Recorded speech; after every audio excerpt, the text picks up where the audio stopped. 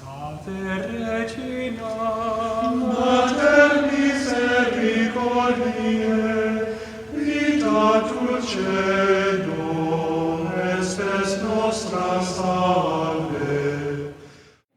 A reading from the Holy Gospel according to Matthew.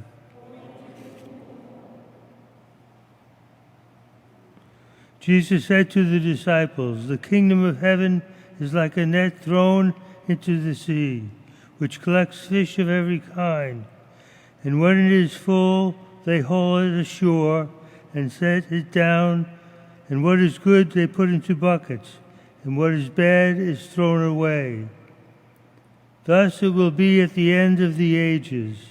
The angels will go out and separate the wicked from the righteous, and throw them into the fiery furnace, where there will be wailing and grinding of teeth. Do you understand all these things?" They answered, "Yes." And he replied, "Then every scribe who has been instructed in the kingdom of heaven is like the head of a household, who brings from his storeroom both the new and the old." When Jesus finished these parables, he went away from there. The Gospel of the Lord. What an incredible image we have in our first reading of the dwelling, the commandments, the ark, filled with the glory of God. And we can say that it points to the church, with the tabernacle as the ark, and the commandments as the Eucharist, of the holy presence of God. And on top of the dwelling, a cloud by day, a fire by night. What an incredible image how we have with Moses in the Old Testament. And that cloud during the day or the fire by night would move and guide the children of Israel. They didn't know what God was going to be asking them to that moment. They waited. They waited upon the Lord. Sometimes I'm envious when I read that reading because I wish God would make things that clear. I wish there was a cloud that would just lead me during the daytime or at night, that fire would just lead me to wherever he wanted, or he would fax me or give me a text or something that would be easier. But if I really meditate upon this reading, I see I have something even greater. In our baptism, we become that dwelling, the Holy Trinity within us.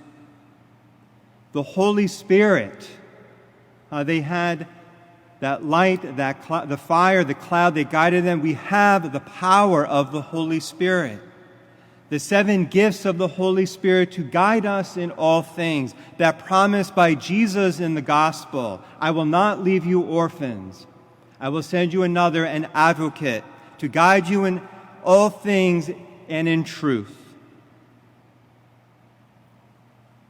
Just a quick outlook of the 7 gifts of the Holy Spirit. It's not in great depth, but the gift of knowledge, as much as humanly possible, to see things from God's perspective. Counsel, to make right decisions and judgments. Piety, to love the things of God and rely on him totally. Courage, to persevere in standing up for what is right. Understanding helps one relate to the truths of our faith. Fear of the Lord, to be aware of the glory of God and fear of losing it due to sin. And wisdom brings all these gifts together and helps make God first in our lives. How we have what we need.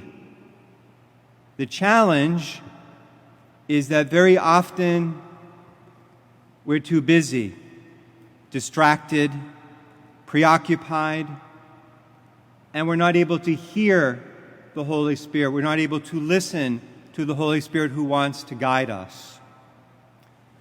I'll end with a story. A little over 2 years ago, when I was still pastor in Belmont, and I was going for treatments for Lyme down in Massachusetts twice a week, and had a friend of mine from Connecticut, a priest, visiting, and we went down to North Andover. On our way back, usually we would take 93, we came up through this way, and I saw St. Marie's, and I said, let's go over there. I didn't even know why. And we went right in front of the church, and I'm looking at the church, and I still don't know why I'm there. And then I looked over at the rectory and the porch, and I heard, "You will be here soon." And I'm thinking, no, I'm going to be healed, and I'm going to stay as pastor. And then we left, and I didn't think about it. And guess where I am? I'm giving that example because it was a moment that I heard the Holy Spirit. It was a moment that I listened to the Holy Spirit. And it reminds me how much more I need to open myself to the power of the Holy Spirit so that He can guide me.